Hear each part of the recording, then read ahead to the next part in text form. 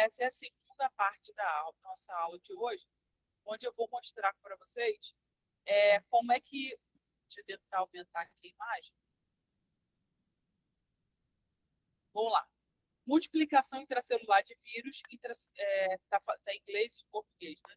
Imagine que isso seja uma célula de defesa e cada risquinho desse aqui, como se fosse uma ranhura da célula. Oi, Flávia, quer perguntar alguma coisa? Não, tudo tranquilo. Tá. Olha só.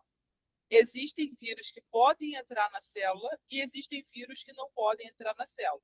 Porque, não sei se vocês lembram, se vocês estudarem Biologia Celular 2, existem estruturas que permitem, que são as estruturas canais ou portas, que permitem a entrada e a saída de algumas substâncias.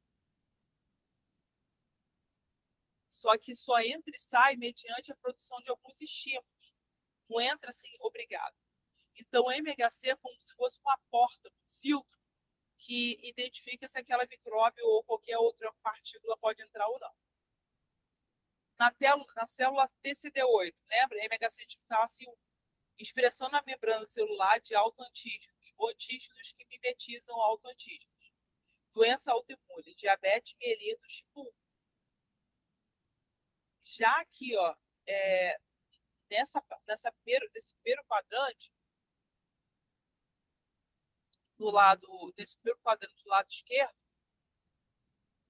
você vai perceber que isso é uma representação de como o vírus da AIDS da HIV, pode entrar na célula. Por que acontece isso? O nosso corpo, você lembra que eu falei para vocês dos tipos celulares que podem ser predados, que podem produzir MHC1 e MHC2? O MHC1 está presente em todas as células nucleadas. O linfócito tem núcleo. São poucas as células que não têm núcleo. Por exemplo, tem algumas células do olho que não têm núcleo e as hemácias, que não têm núcleo. A função o fato de elas não terem núcleo não tem nada a ver com o sistema imunológico, e sim com a necessidade de carregar outras substâncias. No caso das células do olho, muitas delas não têm núcleo para facilitar. O núcleo ocupa mais de 50% da massa da célula. Então, a falta de núcleo torna aquela célula de coanócitos transparentes para a luz atravessar e você conseguir identificar o objeto. Já as hemácias não possuem núcleo porque o núcleo ativa, o núcleo ocupa um espaço também grande e não permite que as hemácias carreguem oxigênio dentro delas. Tá? Já as células de defesa, especificamente o linfócito T, ele é uma célula que libera para a nossa corrente sanguínea outras substâncias citotóxicas que podem destruir o HIV. No caso do linfócito T, o MHC é do lado de fora e do lado de dentro. Só que o vírus do HIV desliga esse MHC, não só o vírus do HIV, tá? O vírus também da Covid e o do monkeypox também desligam o MHC. Quando eles conseguem desligar o MHC, aí sim essas bolinhas entram na célula e conseguem se reproduzir. Se reproduzindo nessa célula, ela vai destruir todas as células de defesa para resolver, para aumentar a disseminação daquele vírus no corpo. Quando acontece a expansão clonal, a gente vai falar isso nas próximas aulas, as células que aprenderam a destruir o micróbio conseguem resistir, e conseguindo resistir, torna mais difícil a sobrevivência desse vírus, desse micróbio como um todo. Já quando eles conseguem desligar o MHC, esses micróbios não conseguem penetrar na célula, usa todo o maquinário celular e destrói essa célula, tá? Que para eles a célula serve unicamente para a reprodução. Depois que o micróbio já se reproduziu usando todo o maquinário celular, eles induzem a morte celular. Na célula TCD8, você percebe que do lado de fora tem uma quantidade de possivelmente micróbios e do lado de dentro tem outro. Quando uma pessoa desenvolve diabetes, esse ligante aí, esse MHC, reduz a quantidade de insulina que entra na célula. Então, o MHC de classe 1 é diretamente afetado porque as portas, a proteína de canal ou proteína porta, não abre durante o tempo necessário para que a insulina entre. Ela simplesmente permite que a glicose entre, mas não permite que haja produção de insulina. Então, a pessoa desenvolve diabetes tipo 1. É um problema genético. Diabetes tipo 2 é quando acontece uma redução na produção de insulina. Diabetes tipo 1, a pessoa não produz insulina. Tanto que é possível que a pessoa precise usar uma bombinha de insulina. Eu tenho uma amiga que ela agora eu não sei porque faz muito tempo que eu não a vejo, mas quando a gente estudava na graduação, ela começou a usar uma bombinha de insulina, que ficava presa no braço, a bombinha, o aparelho media a quantidade de insulina e de glicose no corpo dela. Quando o aparelho percebia uma redução drástica na quantidade de insulina, ela poderia desmaiar ou até morrer, né? Porque a quantidade de insulina impede que as células absorvam a glicose na quantidade certa. Então, o aparelho já dava injetava insulina no corpo dela. Graças a Deus, ela está bem e esse tratamento é bem eficiente. Expressão de antígenos virais na superfície que são reconhecidas por anticorpo ou células de resposta imune. Ali, o TCD4, vocês podem ver aquela estrutura parecida com garfinho com 2 dentes. Esses garfinhos são anticorpos. Esses anticorpos caçam o MHC porque o MHC de classe 2 fica do lado de fora, o MHC de classe 1 fica do lado de dentro. Só que o MHC de classe 2 só é expressa em células TCD4 e células específicas, como macrófago, neutrófilo, uma série de células específicas que eu falei anteriormente. Esses anticorpos se ligam ao patógeno, reduzindo a capacidade dela de entrar na célula. Isso acontece muito no caso da dengue e da hepatite.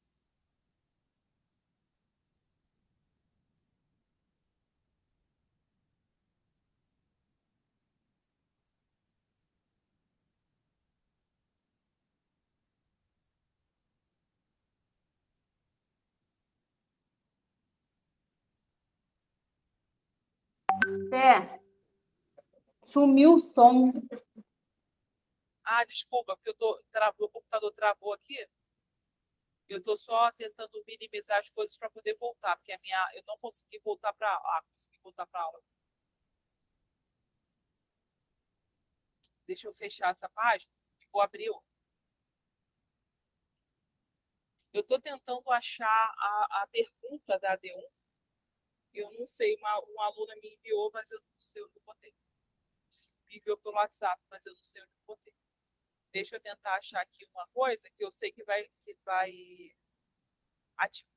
eu sei que eu li tem 2 coisas. Vai cair sobre MHC e vai cair sobre ativação de linfócitos. A reação que causa a ativação de linfócitos. Eu tenho até uma imagem aqui, um texto aqui que eu vou tentar abrir para compartilhar.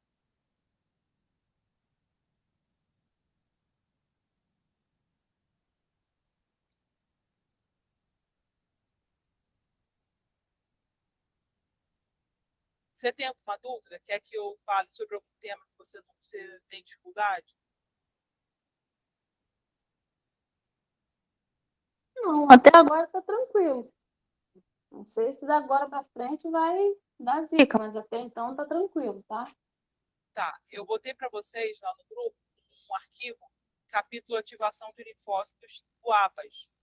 Eu vou tentar achar o arquivo do ABAS, que é o melhor livro de imunologia que existe. Então, se você fizer sua AD baseado no ABAS, é 10 certo. Se não for 10 certo, pelo menos chega a 8. Deixa eu tentar achar o O arquivo que eu coloquei aqui.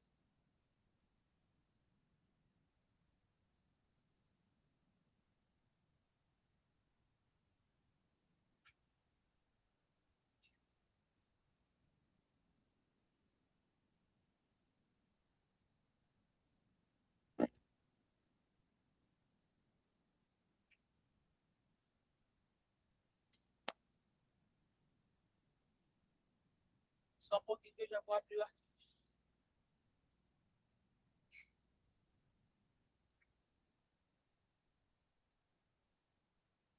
Pensei que eu tinha colocado lá, mas não estou conseguindo abrir o arquivo que eu botei lá.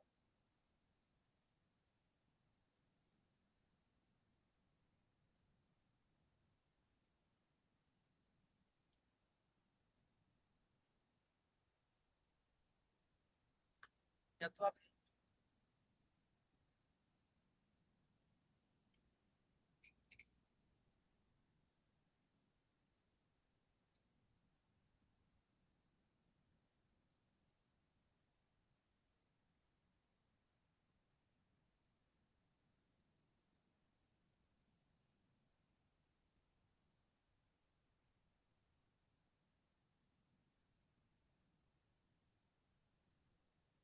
Vai abrir aqui a imagem, que é um arquivo sobre resposta imune a infecções, que é o que é necessário. Eu acredito que seja o conteúdo que será cobrado na ADM.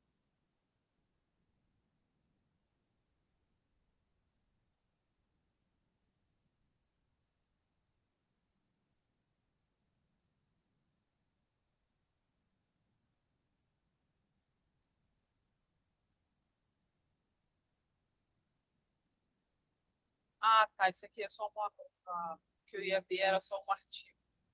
Mas é importante para vocês na prova. Mas eu não vou abrir esse artigo durante a aula, não.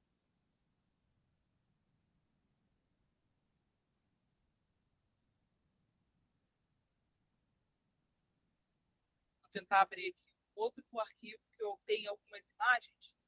E essas imagens ajudam a gente a entender como é que essa reação acontece. Só que o arquivo é muito grande, estou com dificuldade para abrir.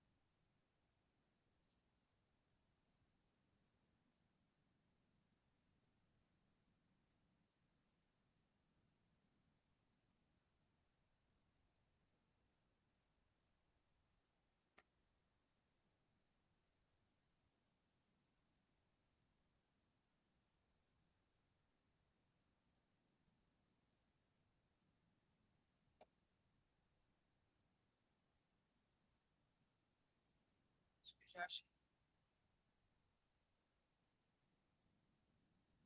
Pronto, já achei. Vou compartilhar com você.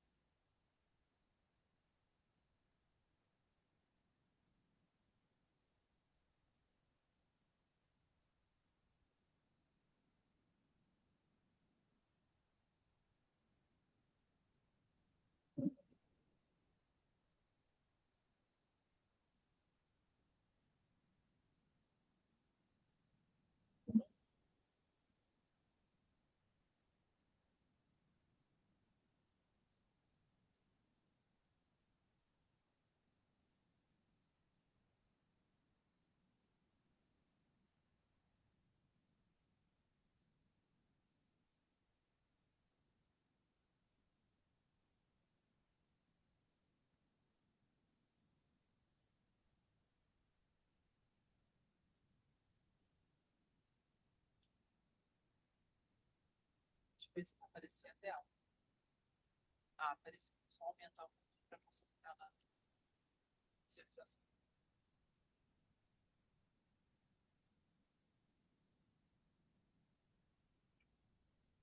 Essa parte aqui a gente já falou.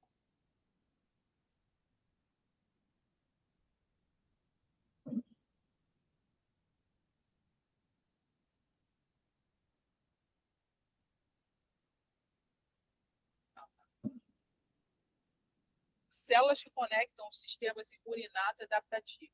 Uma subdivisão especializada de células, chamada células apresentadoras de antígenos, são uma população heterogênea de leucócitos que tem papel importante na imunidade inata e também agem como conector para o sistema imune adaptativo, ao participarem da ativação das células T auxiliares, célula TH. Nelas se incluem as células dendríticas e os macrófagos. Um aspecto característico de APC é a expressão de uma molécula da superfície codificada por genes do complexo maior de histocompatibilidade, referidas como moléculas de MHC classe 2. Também expressa moléculas de MHC de classe 2. E esses também funcionam como APC, embora não sejam classificadas como parte do sistema imunitário.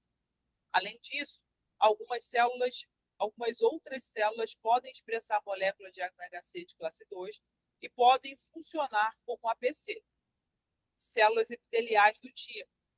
O timo é um órgão que perde a função ao longo conforme a gente vai crescendo. Mas até uns 12, 14 anos, ele funciona assim, melhorando ou reforçando o sistema imune. Células do sistema imune adaptativo incluem linfócito B e T. Após exposição ao antígeno, células B diferenciam em plasmócitos, cuja função primária é a produção de anticorpos. Similarmente, célula T pode se diferenciar em células T citotóxicas ou células T auxiliares, nas quais existem dois tipos, T1 e T2. Olha só que interessante, quando uma pessoa desenvolve leucemia, ela tem uma dificuldade porque há uma produção muito grande de células diferenciadas, que são esses plasmócitos. Então, essas células acabam prejudicando o funcionamento de outras células que já foram especializadas, como as células sanguíneas que a gente vai ler agora.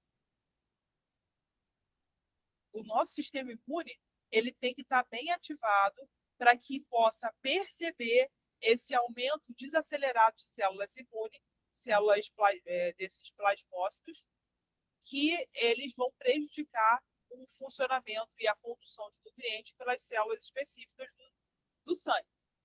Hemácias, não só do sangue, mas qualquer parte do nosso corpo. Mas essa questão de aumento na produção de plasmócitos, acaba ocasionando a leucemia na maioria dos casos. Hemácias são conhecidas também como eritrócitos ou glóbulos vermelhos. Possuem forma de disco e em seu interior existe molécula de hemoglobina, proteína responsável pela coloração vermelha do sangue. Nos mamíferos, por quê? Essa hemoglobina ela tem uma concentração grande de ferro, e ferro dá uma cor mais avermelhada. Terrenos, solos ferrosos costumam ser avermelhados, como aquele barro, tá? Argila barrenta, que existem vários tipos de argila, a argila cinzenta e a argila barrenta.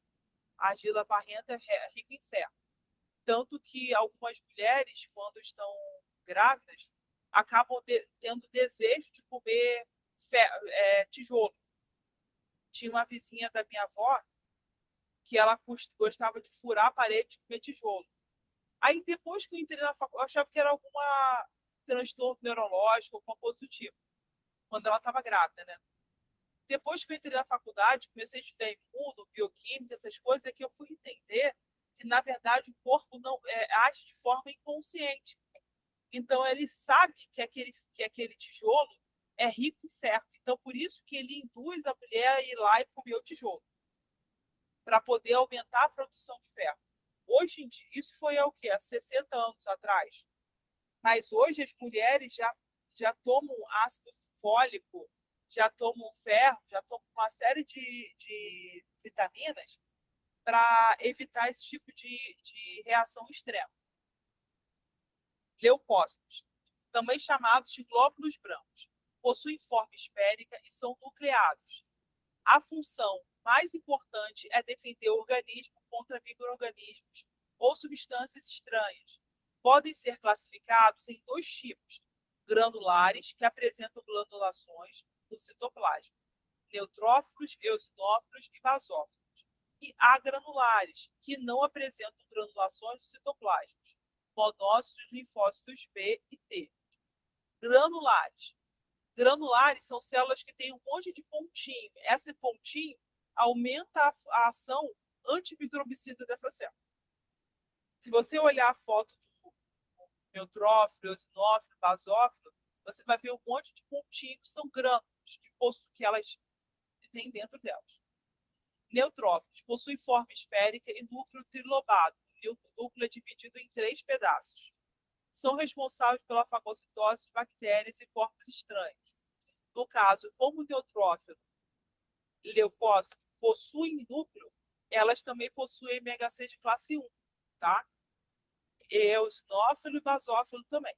Eosinófilo possui forma esférica e núcleo bilobado, dividido por 2. Não é dividido totalmente, tem 2 pedaços maiores e um achatamento no meio. São responsáveis pela produção de histamina, substância vasodilatadora, nas reações alérgicas e doenças provocadas por parasitas. As pessoas que têm um aumento são alérgicas, na verdade, o MHC delas acaba sendo mais eficiente porque percebem a presença de substâncias, o MHC2, no caso, substâncias extracelulares que podem causar mal à saúde. Então, esse MHC meio que induz o eosinófilo a produzir histamina em grande quantidade para causar essa reação de alergia. Basófilo possui forma esférica, núcleo irregular, também participa de processos alérgicos e produz heparina, que é anticoagulante, e histamina, vasodilatador. Então, se essa pessoa tiver uma reação alérgica, ela pode, por exemplo, uma pessoa que tem alergia a camarão, ela pode ter um edema de glote, que é fechar a via aérea, não consegue respirar e começa a ficar todo com placa vermelha. Essa placa vermelha é causada pelo aumento da vasodilatação. O sangue começa os vasos sanguíneos se dilatam, ou seja, aumentam, e começa a correr sangue em determinada região em grande quantidade. Isso desencadeia uma série de reações. Nosso corpo meio fica descontrolado. Inclusive, as células, nesse caso, as células sanguíneas e as células do sistema imune começam a disputar espaço. Agranulares, linfócitos B, são responsáveis pela produção de proteínas denominadas anticorpos, que reconhecem micro-organismos e substâncias estranhas que entram no corpo e as combatem. Podem secretar os anticorpos ou mantê-las na superfície celular. Naquela imagem que eu mostrei para vocês ainda agora, os anticorpos eles estão em maior quantidade quando também há MHC de classe 2. Esse MHC de classe 2, ele reage mais, ele é mais eficiente porque ele fica do lado de fora. Os anticorpos ficam do lado de fora, ou seja, externa à célula. Mas isso tudo acontece na nossa corrente sanguínea. Mas os anticorpos ficam dentro da corrente sanguínea, mas fora da célula. Linfócito T. Estimula a produção de anticorpos pelo linfócito B, atacam, destroem células anormais, como as cancerosas ou infectadas por vírus. Em conjunto, o linfócito B e T são responsáveis pela imunidade de um organismo.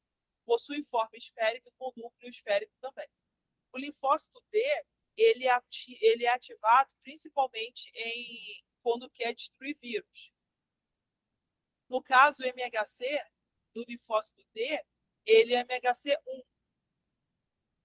Então, sendo MHC1, ele atua dentro da célula. E pode ser que aquele linfócito T, que também é uma célula nucleada, tenha MHC de classe 2. Não vou dizer que é assim, mas pode ser que uma célula possa ajudar no sistema imune da outra. Monócitos. Possuem forma esférica e núcleo ovalado ou riniforme, forma de rim. São responsáveis por originar os macrófagos e osteoclastos, que são células especializadas na fagocitose. Plaquetas. São fragmentos citoplasmáticos originados na medula óssea vermelha, também chamados de trombócitos. São agentes importantes da coagulação sanguínea. Quando há um fragmento, eles aderem à fibra colágena dos vasos sanguíneos lesados e liberam uma enzima denominada tromboplastina, que atua juntamente com o cálcio presente no sangue catalisando a protrombina ou trombina, desculpa, estou gaguejando. Essa proteína catalisa a conversão de uma outra proteína sanguínea, o fibrinogênio ou fibrina. A fibrina é uma proteína fibrosa cujas moléculas se entrelaçam formando uma rede. As hemácias, incapazes de atravessar a rede de fibrina formada, acumulam-se dando origem ao coágulo, estancando a hemorragia. Imagine você está andando na rua, para lá, e pisa num prego. O que acontece, Flávia, quando você pisa num prego? Corre o risco de pegar bactéria, tétano. Sim, mas a primeira coisa que você vê quando você pisa no prego. Uma inflamação. Uma dor, uma inflamação. Isso, você olha o prego, começa a sangrar, e sua necessidade na hora de tirar aquele prego. Você vê um buraco.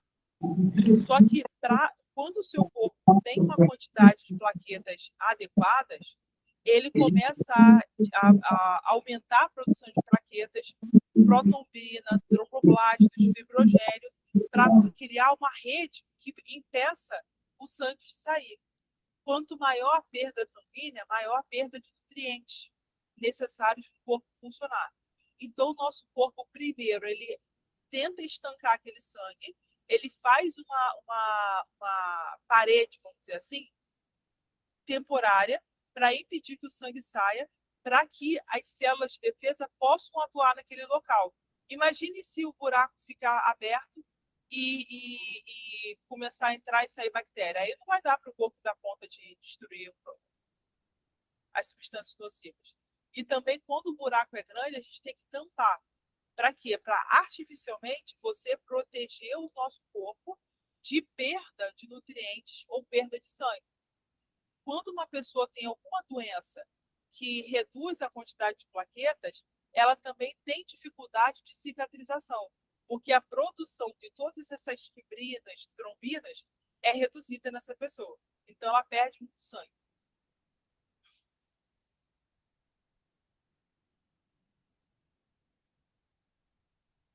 Hematopoiese é o processo de formação, desenvolvimento e maturação dos elementos figurados no sangue, eritrócitos, leucócitos e plaquetas, a partir de um precursor celular comum e indiferenciado, conhecido como célula hematopoética, pluripotente e célula-tronco.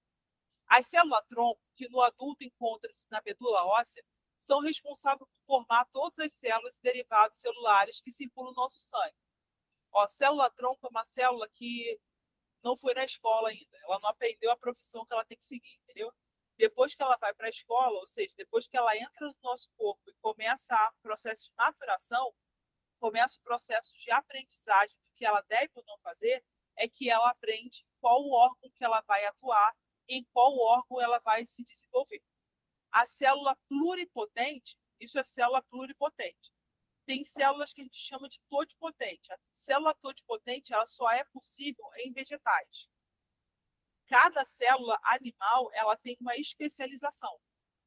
Não existe uma célula que pode ser colocada em qualquer lugar do corpo e com certeza vai dar origem a outro tipo de célula.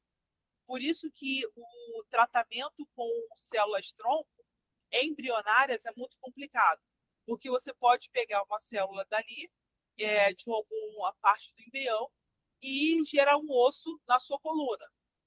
A coluna ela tem a parte nervosa e a parte óssea. Mas se você colocar uma célula na parte nervosa e gerar um osso, você pode prejudicar o funcionamento daquela coluna. Então, o que você tenta fazer para restaurar não consegue. É mais fácil você fazer um treinamento, uma regressão de função da célula para que ela aprenda a se adaptar naquele local onde ela for colocada.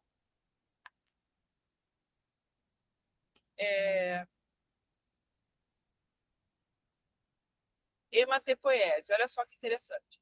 Célula tronco, célula progenitor pluripotente, ou seja, uma célula que pode gerar outras células, ela pode gerar progenitor linfóide, progenitor mieloide.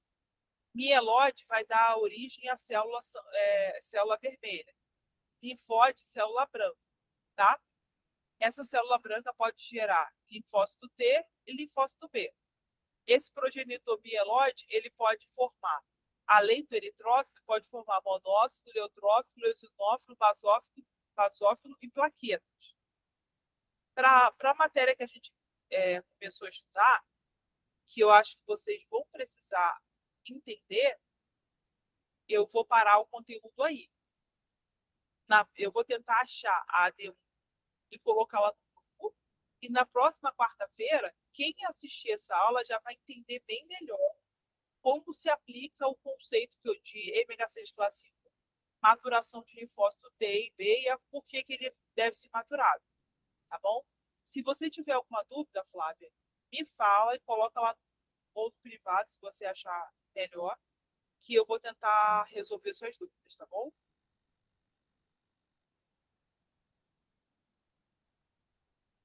Flávia? Tá bom, Esther, pode deixar. Se tiver alguma dúvida, eu te falo, tá? Sinalizo lá. Tá bom, obrigada, Bom, tá? Boa noite. eu que agradeço. Boa noite.